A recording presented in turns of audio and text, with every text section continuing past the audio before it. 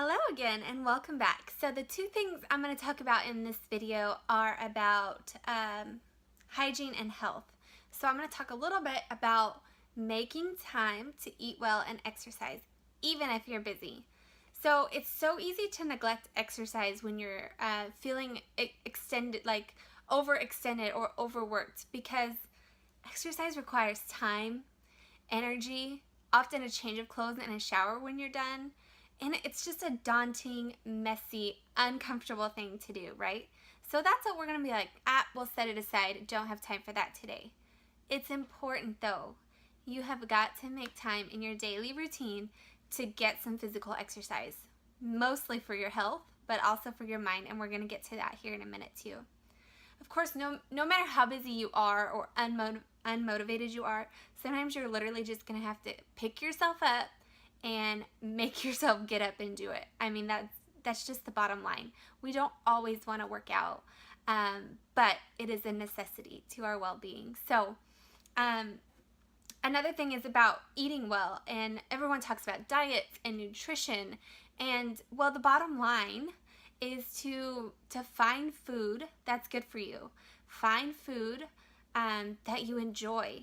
So it's hard for us to think about meal plans and cooking and prepping when we have deadlines and we have things that need to get done. And it's like, I'd rather just grab a piece of pizza, or microwave something really fast and move on with it and be done with it. I understand that 100%, but learning the ways that we can incorporate these easy, healthy meals into our schedule is crucial, I'm telling you. There's nothing wrong with the occasional indulgence, but sometimes we treat ourselves as self-care with, eating junk food or treating ourselves to a handful of Oreos or an ice cream. And while that's okay, I mean, we can, be a little self-indulgent every now and then, but you really have to change the way you think about eating well entirely. We have to change the mindset around the things you're eating, why you're eating them.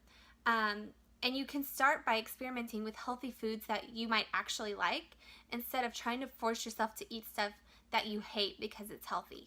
That is going to help switch that mindset a little bit. Whereas healthy doesn't always have to be hard. Healthy doesn't always have to be yucky salad that you hate eating, so this is about incorporating things that you like and enjoy and that fit into your schedule and fit into your life. And it's not about giving up the things you love and enjoy, but it's about changing your mindset about the things you are eating and why you're eating them. So after we talk about that, we're going to talk a little bit about how you wake up every morning and brush your teeth, you brush your hair, you do these things daily to take care of your body. We are always focused on the outside, on our body as a whole, but we always tend to forget what's happening in our mind.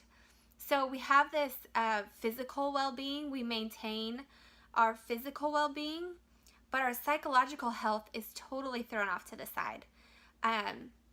The physical aspect is obviously important, right? I mean, we know that if we have a broken leg, we need to go to the doctor. But the things that we endure, our emotional health and our psychological health, stress, anxiety, sadness, depression, loneliness, these kinds of things, we ignore these feelings. We push them aside. We're almost embarrassed to share that we're feeling lonely and sad, and we push that aside and we don't pay attention to those things. But we need to take a break and we need to process our feelings, and we really need to know what we're dealing with in order to fix it. So if you go to the doctor and you're like, I don't know where it hurts, then he's going to be like, well, I can't help you. It hurts somewhere, but I don't know where it hurts. So to take a minute and process our feelings and to know kind of why we're feeling some of these ways can help you work through them. So we can talk about feeling words and pinpoint that emotion that's causing it. So if you're feeling anxious or stressed and you're at work and you just work right through that anxious stress and you're just mad the whole time and you're getting away, you're gonna just work angry. You're not fixing the problem. So you need to take a minute, set aside, and acknowledge your feelings, acknowledge that you're feeling upset, and walk away for a second, maybe, just to figure out exactly why you're feeling these ways. Guy Winch, he's a psychologist, and he says that loneliness is a feeling that can literally kill you. It's 14% more likely to kill you than cigarettes.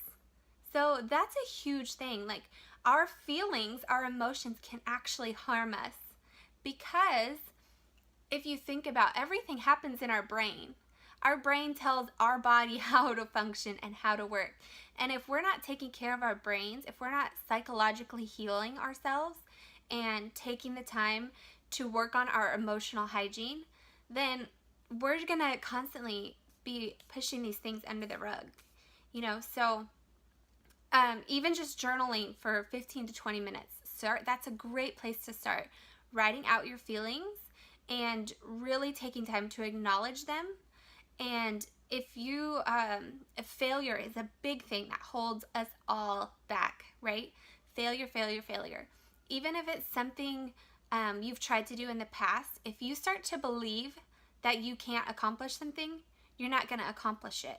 You have to constantly be working on these things, and it is really hard to change a human's mind. So once you've already set your mind and said, I can't do this, you're not going to do it. If you tell yourself you can't do things, you're not going to be able to do it. So starting there, starting to acknowledge your feelings, acknowledge these emotions and the feelings and where they're coming from and why we're feeling it. And you may feel like a failure even when you're just feeling maybe a little rejected. So rejection can lead to that feeling of failure when those are two separate things. So instead of telling yourself, I'm a failure, be like, no, I just feel like a failure because I was rejected a little bit. I'm not a failure. I'm just feeling a little bit rejected. So these are some ways you can change your mind around what we're telling ourselves, really working on that mindset and that emotional hygiene. And that is so magical if you can understand the psychological end of self-care and why it's so important and why we need it and why working on your mind and working in a community of women, you feel safe to share these things. Instead of pushing them under the rug, you feel like it's a good, safe environment to talk about them, to acknowledge your feelings and to share your feelings, and we'll work through it together. So it's an awesome thing. Everybody needs it. I need it. Everybody needs to work on their emotional hygiene. Just like we wake up every morning, we brush our teeth, we brush our hair, we take showers. These are things we need to start doing for our emotional health and our emotional well-being as well. So exercising and eating right and working on our mental state, that is everything we're going to be doing in my program. So I have one more super exciting video for you. Thanks for hanging out with me, and I hope you check out the next one. So can't wait to see you there. Bye.